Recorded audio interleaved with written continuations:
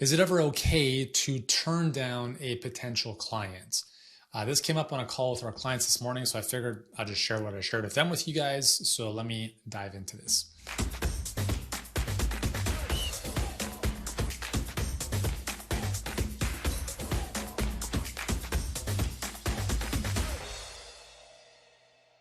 Hey guys, what's going on? Yuri Elkaim here, CEO and founder of Healthpreneur. We help health professionals and coaches get more clients and scale their coaching businesses online.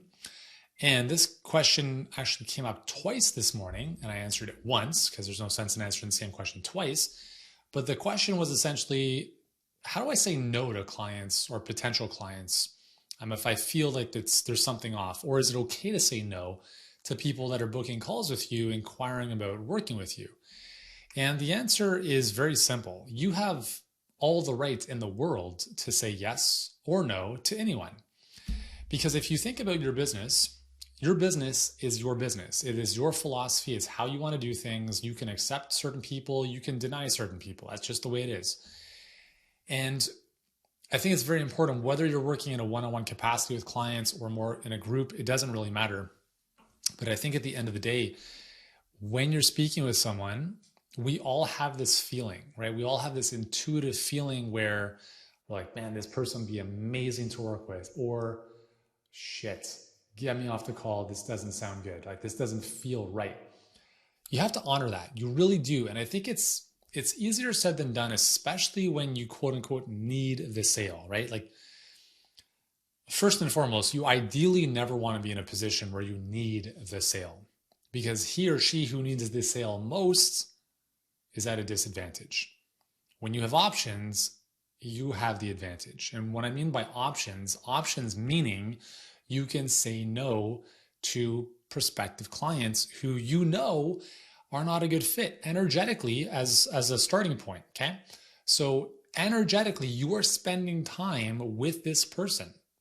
If they were to become a client, you should feel as if you want to spend time with them. If someone is a major energetic drain on a discovery call, that's a warning sign that is probably going to be what the relationship's going to look like, because how the journey starts is usually how the journey progresses and ends. So that's the first thing, is just kind of listening to that intuitive feeling. The second thing is really from a place of responsibility, of asking yourself, can I really help this person? And my answer to my client this morning was, you have to be very clear about your perfect client criteria. And I've mentioned this many times before, most problems in business, at least in a coaching business, are a reflection of a lack of clarity around the perfect clients. So what it starts off with is something like, I'll just use weight loss as an example. Okay. So who's your perfect client? Oh, I help women lose weight, right? That's like version 1.0. As you mature in business, as you work with more clients, version 2.0 is, oh, I help women lose the last 20 pounds. Cool. That, you work with some clients, Version 3.0 is, I help women lose the last 20 pounds. And specifically, if they've done this or this or this. Right? So then you're getting more refinement over time, because you're working with clients. You're seeing which ones are winning, which ones are not, what you like, what you don't like. Are there certain situations or conditions someone has that slows down their progress they can make with you?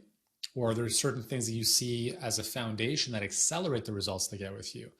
And so you're observing and taking all this data in over time, and each little bump in terms of clarity allows you to improve your messaging and allows you to be more clear about who you do want to work with and who you don't want to work with. As an example, in our business, I know that I can help not just myself, but our whole team. We can help someone who has an established business grow probably 10 times in the space of 12 months in terms of revenue. It's crazy. Like, if you've got an email list, a following, if you've got existing revenue, like the speed at which you can grow is just insane. If you're starting off, now listen, like I'll probably say that 60% of our clients are on the kind of just starting phase of at least the online journey. And we can certainly help them. Like, most of our clients are in that position, and a lot of them have done very, very well with our help. but it just takes longer. And that's a decision that we are okay with. We said, listen, as much as we'd love to help our clients win like this, the reality is that the vast majority of the marketplace in the health professional space is not there. So either we work with a very small percentage of an already small marketplace, or we just improve what we do so we can help more people in the space, whether they're a little more advanced or a little bit more beginner. And we're very aware of that, okay?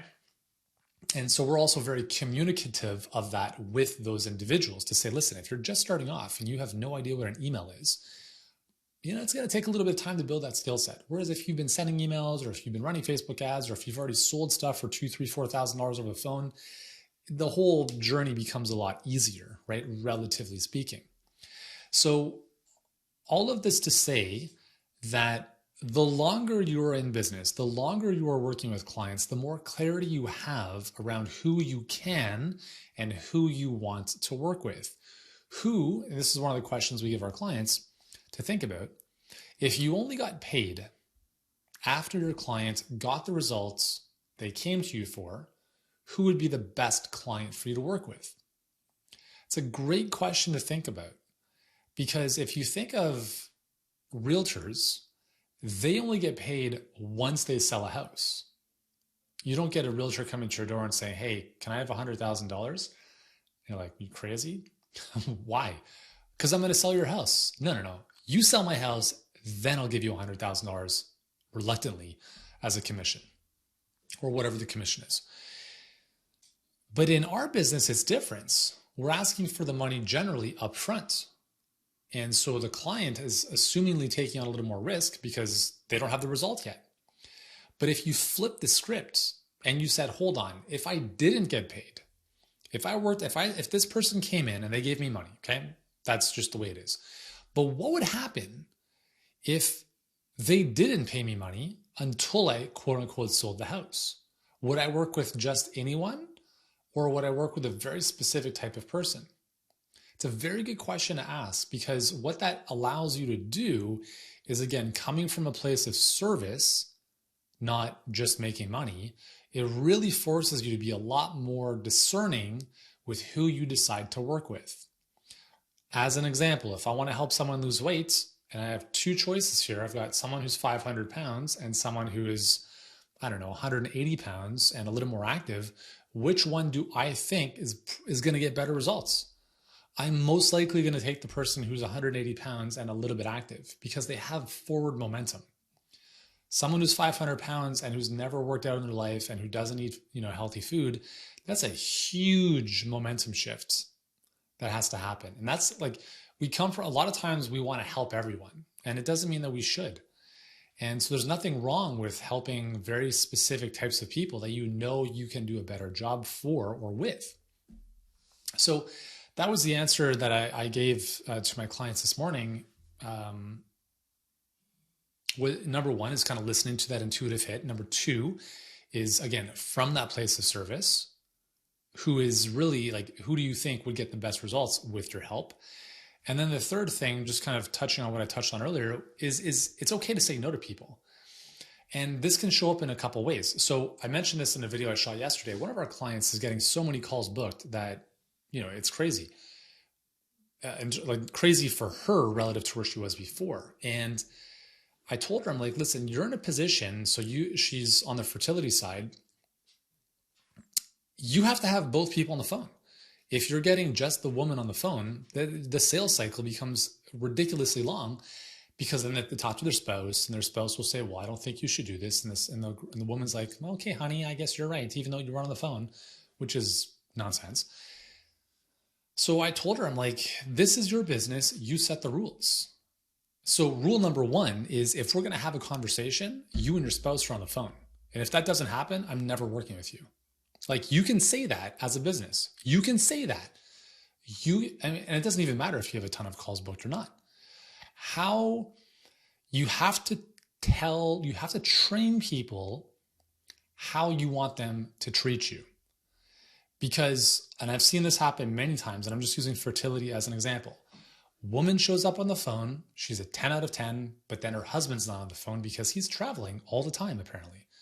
All these husbands are traveling. Where are they traveling to? They're never at home. So then obviously they run it by the spouse or the boyfriend or the husband, and the husband says, oh, it's too much money. I don't want to do that, even though IVF is like 10 times the price and 95% less effective. So this happens over and over and over and over again. And I just said, telling one of our clients this morning, I'm like, at what point do you no longer tolerate that? Because until then, you're a kicking can. You're allowing your time to be taken up, right? 30 to 60 minutes a call. And then they're like, yes, I'm a 10 out of 10. I just want to run this by my husband. And then what happens? Nothing. Whenever someone gets off the phone, it's not happening for the most part. You have to understand that 99% in is closer to no than it is to yes. And so when you are in a position where you don't listen, you have to be from the position of, you need my help more than I need your money. The prize never chases. And when you come from that position of taking it away from people, they will jump through hoops laced with fire to work with you. And if they don't, that's okay, but don't chase them. Be able to say no, because everyone you say no to opens up space for a better person to come in. It's like if you've ever experienced this in a relationship where you broke up with someone or they broke up with you, and it's like, oh my God, it's the end of the world. I'm never going to find someone as good as this person. And guess what happened? The next person was like infinitely better, assuming you grow and didn't attract the same person and the same problems again. And I notice this all the time in my life. When you say no to someone or when you let someone go, you create space for someone better to come in. And if you come from that place of abundance, then it's like, yeah, I can say no to whoever I want, because you have an infinite pipeline of people coming in, assuming you actually have a pipeline built for your business. So anyways, those are my thoughts on whether or not you should say no to potentially working with some people. The 3 specific scenarios in which I think it's useful to think about, and obviously how to approach those. So anyways, if this is helpful for you, drop me a comment below. If you're watching this on YouTube, subscribe to the channel, and I hope you have an amazing day. Talk to you soon.